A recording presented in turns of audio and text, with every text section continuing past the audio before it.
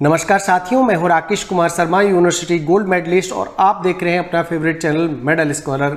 साथियों, आज ऐसे मुद्दे पर मैं बात करने के लिए आया हूं जो आपके मन को झकझोर देगा। हम गए थे राजस्थान टेक्निकल यूनिवर्सिटी के गेट पर, और वहां पर जो हमने देखा वो आपके मन को भी विचलित कर सकता है। वहां पर बहुत सारे कर्मचारी हड़ताल किए हुए बैठे हैं। हड़ताल किस बात की? उन्होंने अपनी जमा की गई पूंजी को सरकार के हवाले कर दिया। राजस्थान के अंदर जब ओपीएस का ऐलान हुआ था तब उन्होंने कहा था कि आपको जो कुछ भी मिला है एनपीएस के तहत उसे वापस करिए, तब हम आपको ओपीएस देंगे। लेकिन हालात ये हैं, जमा पूंजी भी हाथ से गई। किसी ने जेवर बेच करके, किसी ने अपनी बीमा पॉलिसी तोड़ करके, किसी ने 2 रुपए सैकड़े पर ब्याज लेकर के जमा किए पैसे सरकार के हवाले कर दिए, इस आशा में कि एक दिन उन्हें पेंशन मिलेगी। कुछ परिवार तो ऐसे हैं जो कि वर्षों पहले दिवंगत हो चुके सरकारी कर्मचारी के परिवार हैं। उन्होंने इस आशा में कि उन्हें फैमिली पेंशन मिलेगी, उनके द्वारा छोड़ी गई जमा पूंजी भी सरकार के हवाले कर दी है।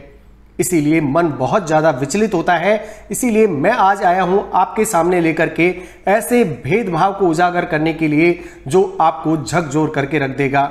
यानी बात करेंगे पेंशन के मामले में पूर्व एमपी और एमएलए राजा कर्मचारियों को ओपीएस नहीं तो विधायक सांसदों को क्यों दी जा रही है।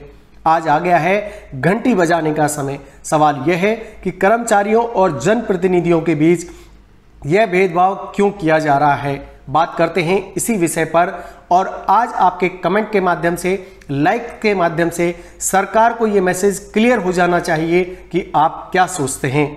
साथियों, चुनावों के बीच ओल्ड पेंशन स्कीम एक नया मुद्दा बनकर उभरा है। दरअसल अब ओल्ड पेंशन स्कीम की मांग तेज हो गई है। इस स्कीम का लाभ उठाने के लिए अब रेलवे कर्मचारियों ने भी अपनी मांग तेज कर दी है, जबकि दूसरी तरफ सांसदों और विधायकों को ओल्ड पेंशन स्कीम का फायदा मिल रहा है। बता दें कि पूर्व सांसदों और विधायकों को इस समय 20,000 से लेकर 50,000 रुपए तक की पेंशन मिल रही है। वहीं दूसरी ओर 2005 और 2005 के बाद सरकारी सेवा में आए कर्मचारियों और अधिकारियों को न्यू पेंशन स्कीम यानी एनपीएस में झोंक दिया गया है। ऐसे में सवाल यह है कि पढ़ लिखकर सरकारी विभागों में सेवाएं देने वाले ओल्ड सरकारी स्कीम यानी ओपीएस के दायरे में नहीं है, जबकि दूसरी तरफ पूर्व और यहां तक कि दुनिया छोड़कर जा चुके सांसदों और विधायकों को भी यह पेंशन क्यों दी जा रही है। बता दें कि दिवंगत हो चुके सांसदों के परिवार वालों को भी कुटुंब पेंशन दी जाती है, यानी फैमिली पेंशन दी जाती है। सवाल यह है कि कर्मचारियों और जनप्रतिनिधियों के बीच यह भेदभाव क्यों किया जा रहा है। इसी बात को लेकर मेडल स्कॉलर आपके समक्ष आया है। आपको बता दूं कि मध्य प्रदेश और देश में कितने पूर्व सांसद विधायक जिन्हें मिलती है पेंशन। बता दें कि इस वक्त 400 पूर्व विधायक हैं मध्य प्रदेश के अंदर। इनमें से कुछ ऐसे भी हैं जिनकी पेंशन 50,000 रुपए से ज़्यादा है। वहीं देश की बात करें तो देश में इस वक्त 4,700 पूर्व सांसद हैं, जबकि 300 फैमिली पेंशन धारक भी हैं, यानी ऐसे सांसद जिनके निधन पर उनके परिवार वालों को फैमिली पेंशन मिलती है। रिपोर्ट के मुताबिक विधायकों और सांसदों की पेंशन पर हर साल 500 करोड़ रुपए से ज्यादा खर्च होता है। क्या आरबीआई बता सकती है कि ये बोझ देश कैसे सहन करेगा? कर्मचारियों की पेंशन आपको बोझ लगती है तो एमपी एमएलए की पेंशन आपको बोझ क्यों नहीं लगती? क्या रिजर्व बैंक इस पर कभी जवाब देने को तैयार होगा? क्योंकि कर्ता धर्ता हम हैं, देश का खजाना हमारे पास है, लूट लो जितना लूटना है। इसीलिए उठे सांसद और विधायकों की पेंशन पर सवाल। मैं आपको बताता हूं कि कौन से मुद्दे हैं जिसकी वजह से आप भी इसके खिलाफ उठ खड़े होंगे। भारत में सरकारी कर्मचारियों की पेंशन 2004 से ही बंद कर दी गई थी, लेकिन सेना इससे अछूती थी। अग्निपथ योजना के माध्यम से भर्ती अग्निवीरों को पेंशन नहीं मिलेगी। इन्हें 4 साल बाद ही सेवा मुक्त कर दिया जाएगा। ऐसे में ये पेंशन के हकदार नहीं होंगे। सरकार की इस योजना के बाद अब सांसद और विधायकों की पेंशन पर भी सवाल उठने लगे हैं। स्वयं भाजपा सांसद वरुण गांधी ने अग्निवीरों के समर्थन में पेंशन छोड़ने की बात कही थी। वहीं कृषि मंत्री नरेंद्र तोमर ने वरुण की टिप्पणी को निजी राय बता करके पल्ला झाड़ लिया था। साथियों, सांसद और विधायकों की पेंशन का विरोध इसलिए भी हो रहा है क्योंकि इनके पास पहले से ही काफी संपत्ति होती है। हालांकि इनमें से कुछ अपवाद हो सकते हैं, लेकिन ये लोग अपनी पेंशन छोड़ने की बात नहीं करते।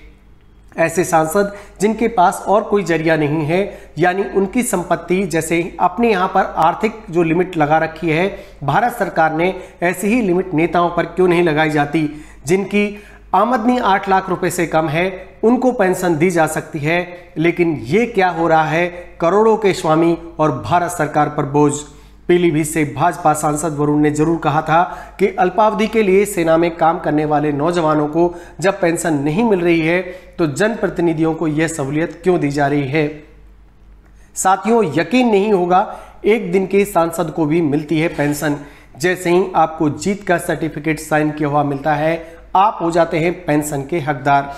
लेकिन नई प्रक्रिया के तहत कर्मचारियों को सेवा के दौरान हर महीने अपने कुल वेतन में से अंशदान करना होता है। इससे सरकार भी हर महीने उतने ही रुपए का योगदान देती है और उसी को जोड़कर पेंशन के रूप में दे दिया जाता है। लेकिन यह जानकर आपको हैरानी हो सकती है कि अगर कोई व्यक्ति एक दिन के लिए भी सांसद बन जाए तो उसे आजीवन 25,000 रुपए पेंशन के रूप में दिए जाते हैं। उसके पश्चात उनकी पत्नी को भी आधी पेंशन उम्र मिलती रहती है। विधायक की पेंशन कहीं कहीं पर तो इतनी ज्यादा है जो आपको आश्चर्य में डाल देगी। भारत के ऐसे कई राज्य हैं जहां पर पूर्व विधायकों की पेंशन सांसदों से ज्यादा है। विधायकों को रिटायरमेंट के बाद पहले 5 साल में 25,000, उसके बाद प्रतिवर्ष 2,000 रुपए अलग से मिलते हैं। संसद सदस्य वेतन भत्ता पेंशन अधिनियम 1954 की धारा 8K में सांसदों के लिए पेंशन का प्रावधान किया गया है। सांसदों को प्रति माह 20,000 रुपए पेंशन दिए जाते हैं। यदि नेता एक बार में ज्यादा सांसद बनता है तो उसकी पेंशन में अतिरिक्त राशि जुड़ जाती है, यानी हर बार आप जीतते हैं, हर बार आपकी पेंशन बढ़ती है। हालांकि विधायकों की पेंशन को लेकर अलग अलग राज्यों में अलग अलग प्रावधान है। अब हम बात करते हैं एक एक राज्य के बारे में कि कहां पर क्या प्रावधान किया गया है। पंजाब में एक विधायक एक पेंशन अभी हाल ही में भगवंत मान सरकार ने की है, जो कि प्रशंसनीय कदम है। पंजाब में अब एक विधायक को एक ही पेंशन मिलेगी। आम आदमी पार्टी सरकार बनने के बाद मुख्यमंत्री भगवंत मान ने ऐलान किया कि अब से विधायकों को एक ही कार्यकाल की पेंशन दी जाएगी। पंजाब के विधायकों को प्रति माह 75,000 रुपए पेंशन मिलती है। आपको ताज्जुब होगा, इतनी पेंशन कहीं भी नहीं है, यानी पूरे देश में सबसे ज्यादा पेंशन पंजाब में दी जाती है। जबकि जो विधायक कई बार जीते हैं उनकी पेंशन 3 लाख रुपए प्रति माह से भी ज्यादा पहुंच रही थी। आम आदमी पार्टी, जो स्वयं को आम आदमी कहती है, क्या इस पर जवाब देगी कि टैक्स पेयर्स का 75,000 रुपए फ्री में क्यों दिया जा रहा है। यानी अगर आप एक दिन भी सांसद या विधायक बनते हैं तो आपको पेंशन दे दी जाती है। जो कर्मचारी 30 से 35 साल 40 साल सरकार की सेवा करता है उसके लिए पेंशन देने में आपको बोझ नजर आता है। मान की घोषणा के बाद अब विधायकों को एक ही कार्यकाल की पेंशन मिलेगी, ये तो ठीक है, लेकिन पेंशन की रकम को इतना बढ़ा दिया गया है कि इससे विधायकों को कोई फर्क पड़ने वाला नहीं है। साथियों, इस देश में एक राज्य ऐसा भी है जहां पर एमएलए के लिए कोई पेंशन नहीं है। ये एक सुखद क्षण है, क्योंकि ये ऐसा स्टेप देश के अन्य राज्यों को भी लेना चाहिए। देश में केवल गुजरात ही ऐसा राज्य है जहां पर पूर्व विधायकों को पेंशन नहीं दी जाती।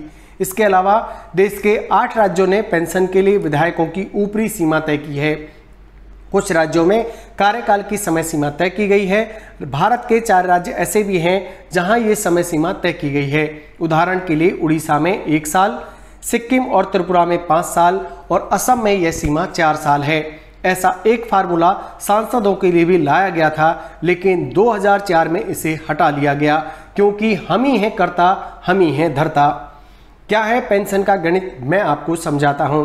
कई राज्यों में विधायक 8-8 बार की पेंशन ले रहे हैं। राजस्थान की बात करें तो एक बार में पूर्व विधायक को 35,000 रुपए प्रति माह पेंशन मिलती है।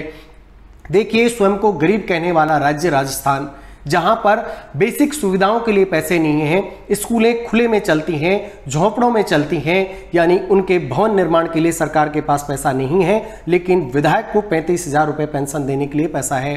अगर दूसरी बार विधायक बनता है तो पेंशन राशि में 8,000 रुपए की वृद्धि की जाती है। इसके बाद नेता जितनी बार भी विधायक बनेगा उतनी बार 8,000 रुपए की पेंशन राशि बढ़ जाएगी। इतना तो एमपीज को नहीं मिलता। राजस्थान की सरकार खुलेआम पैसा, टैक्स पेयर्स का पैसा लुटा रही है। हालांकि विधायकों को यह पेंशन तब मिलती है जब वो विधायक नहीं होते।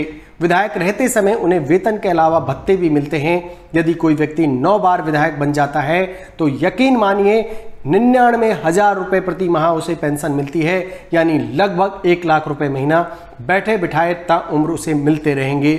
हाल ही में आरटीआई में मिली सूचना के मुताबिक हरियाणा के कुल 275 पूर्व विधायकों की पेंशन और 128 पूर्व विधायकों की फैमिली पेंशन पर कुल लगभग 30 करोड़ रुपए सालाना खर्च किए जा रहे हैं। साथियों, ये तब है जब ये अपने आप को जन सेवक कहते हैं कि हम तो जनता के सेवक हैं। जनता की सेवा में पेंशन का जुगाड़ किया जा रहा है। इसी तरह महाराष्ट्र के विधायकों की पेंशन पर सालाना 72 करोड़ रुपए खर्च होते हैं। राज्य विधानसभा के 668 पूर्व विधायकों को पेंशन उपलब्ध कराई जा रही है, जबकि विधान परिषद के 144 पूर्व विधायकों को पेंशन मिलती है। वहीं 503 दिवंगत विधायकों की विधवा और विधुर के नाम पर परिवार को पेंशन मुहैया कराई जा रही है। अब मैं आपको बताता हूं कि पेंशन दिए जाने की प्रक्रिया क्या है। इस कार्य के लिए भारतीय संसद के दोनों सदनों के लिए एक संयुक्त कमेटी का गठन किया जाता है, जिसमें दोनों सदनों के 5-5 मेंबर होते हैं। यही सदस्य मिलकर दोनों सदनों की कमेटी अध्यक्ष को नॉमिनेशन करते हैं और एक अनुमान के मुताबिक देश के सभी पूर्व सांसद और विधायकों को पेंशन देने में प्रति वर्ष 500 करोड़ रुपए से भी ज्यादा धन खर्च करना पड़ता है। जनप्रतिनिधियों की पेंशन पर रोक लगाने को लेकर कई याचिकाएं बहुत सारे हाई कोर्ट में, सुप्रीम कोर्ट में दायर की जा चुकी हैं, लेकिन कोर्ट ने सभी को खारिज कर दिया है। साथियों, सांसद और विधायक भी इस मुद्दे पर चुप्पी साधे हुए हैं। अग्निपथ योजना की खुली तारीफ करने वाले विधायक सांसद जब अपनी पेंशन की बात आई तो चुप्पी साध गए। सिवाय वरुण गांधी के अलावा अभी तक किसी भी विधायक या सांसद ने देश के विकास के लिए पेंशन छोड़ने की बात नहीं कही है। साथियों, देश में ये दो तरफा कानून, दो राह पर खड़ी जनता अपनी आवाज के माध्यम से कहीं ना कहीं इनको जवाब देगी। वोट हो चुके हैं, सरकारें चुनी जा चुकी हैं, लेकिन साथियों, आप अपने मन के उद्गार, मन की भावना कमेंट के माध्यम से मेडल स्कॉलर प्लेटफॉर्म पर जरूर रख सकते हैं कि आप इस मुद्दे पर क्या सोचते हैं, आपके विचार क्या हैं। इसीलिए हम जब अपने विचार एक दूसरे को सपोर्ट देंगे, जनता जागेगी और जनता एक दिन सभी से हिसाब भी मांगेगी। तो चलिए साथियों, आपको छोड़ता हूं इसी मुद्दे पर सोचने के लिए। सोचिएगा जरूर, देश हित का मामला है।